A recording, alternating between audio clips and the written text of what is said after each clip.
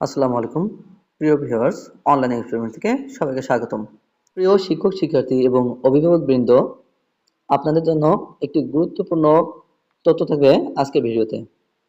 বিশেষ করে যারা উপবৃত্তিধারী অর্থাৎ ষষ্ঠ থেকে দ্বাদশ শ্রেণী পর্যন্ত যে সকল শিক্ষার্থী উপবৃত্তির আওতায় আছেন, আজকের ভিডিওটি তাদের সবার জন্য। এই ক্ষেত্রে সবারই সহযোগিতা প্রয়োজন হবে। গতকাল প্রধানমন্ত্রী শিক্ষা সহায়তা ট্রাস্ট থেকে একটি নোটিশ জারি করা হয়েছে। নোটিশটির বিষয় হচ্ছে HSP-MS সফটওয়্যারে সক্রিয় সুবিধাভোগী শিক্ষার্থীদের পিতামাতা ব্যতীত অন্যান্য অভিভাবক হিসাবধারী শিক্ষার্থীদের পিতা বা মাতার নামীয় হিসাবে পরিবর্তন এবং অন্যান্য অভিভাবকের ক্ষেত্রে শিক্ষার্থীর নিজ নামীয় স্কুল ব্যাংকিং হিসাব নম্বর হালনাগাদকরণ সংক্রান্ত।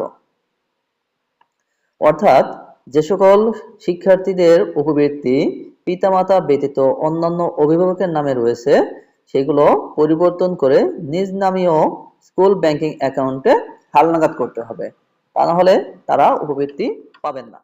নোটিশে বলা হয়েছে, উপযুক্ত বিষয় ও সূত্রস্থ স্মারকের পরিপ্রেক্ষিতে জানানো যাচ্ছে যে প্রধানমন্ত্রী শিক্ষা সহায়তা ট্রাস্টের আওতায় বাস্তবায়নাধীন সমন্বিত উপবৃত্তি কর্মসূচির HSP-MS সফটওয়্যারে বর্তমানে সক্রিয় সুবিধাভোগী শিক্ষার্থীদের মধ্যে যে সকল শিক্ষার্থীর পিতামাতা জীবিত থাকা সত্ত্বেও পিতা বা মাতা ব্যতীত অন্যান্য ব্যক্তিকে অভিভাবক হিসাবে নির্বাচন করেছে এবং তাদের নামে খোলা হিসাব নম্বর এ উপবৃত্তির অর্থ প্রাপ্তির লক্ষ্যে উক্ত সফটওয়্যারে এন্ট্রি দিয়েছে, এমন শিক্ষার্থীদের শিক্ষা প্রতিষ্ঠান কর্তৃক অভিভাবক হিসেবে পিতামাতাকে নির্বাচন এবং পিতামাতা অথবা শিক্ষার্থীর নিজ নামে স্কুল ব্যাংকিং হিসাব নম্বর এন্ট্রি করে তথ্য হালনাগাদ করা প্রয়োজন। উল্লেখ্য যে ইতিপূর্বে যে সকল শিক্ষার্থীর পিতামাতা জীবিত থাকা সত্ত্বেও তাদের এনআইডি নম্বর HSP-MS সফটওয়্যারে এন্ট্রি দেওয়া নেই, শুধুমাত্র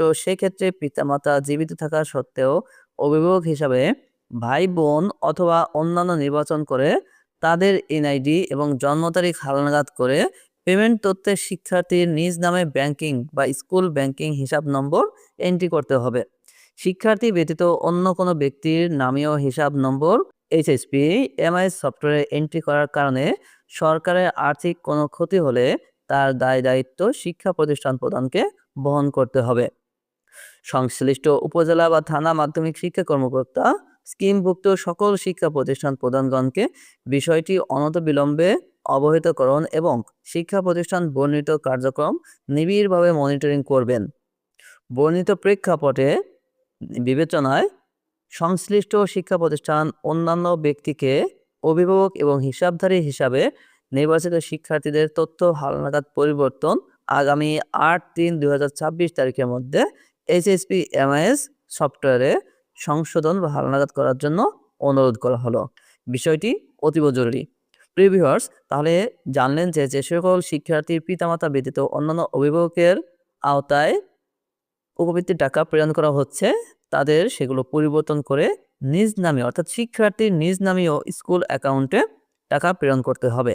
অর্থাৎ শিক্ষার্থীর মা বাবা যদি জীবিত থাকে তাহলে তাদের নামেই মোবাইল ব্যাংকিং অথবা যে কোনো তফসিলি ব্যাংকে হিসাব নাম্বার দিলেও হবে, অথবা যে সকল পিতামাতা জীবিত নেই শুধু তাদের ক্ষেত্রে, অথবা যাদের পিতামাতা জীবিত থাকা সত্ত্বেও এনআইডি ভেরিফাই করা হয়নি অর্থাৎ HSP-তে এনআইডি নাম্বার দেওয়া হয়নি, শুধু তাদের ক্ষেত্রে পিতামাতা পরিবর্তে ভাই বোন অথবা অন্যান্য অভিভাবকের এনআইডি দিয়ে হালনাগাদ করতে হবে। কিন্তু এই ক্ষেত্রে অবশ্যই শিক্ষার্থীর নিজ নামীয় অ্যাকাউন্ট নাম্বার প্রদান করতে হবে, তা না হলে টাকা প্রেরণ করা হবে না এবং এই দায় দায়িত্ব সকল প্রতিষ্ঠান প্রদানকেই বহন করতে হবে।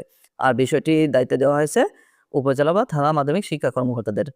তাহলে প্রিয় ভিউয়ার্স, আগামী 8/3/2026 তারিখের মধ্যে HSP-MS সফটওয়্যারে এগুলো সংশোধন বা হালনাগাদ করতে হবে। প্রিয় ভিউয়ার্স, ভিডিওটি মনোযোগ সহকারে দেখার জন্য অনেক অনেক ধন্যবাদ। যদি চ্যানেলটিতে নতুন হয়ে থাকেন তাহলে অবশ্যই পরবর্তী আপডেটের জন্য সাবস্ক্রাইব করে পাশে থাকার অনুরোধ রইল। সবার জন্য রইল অনেক অনেক শুভকামনা। আল্লাহ হাফেজ।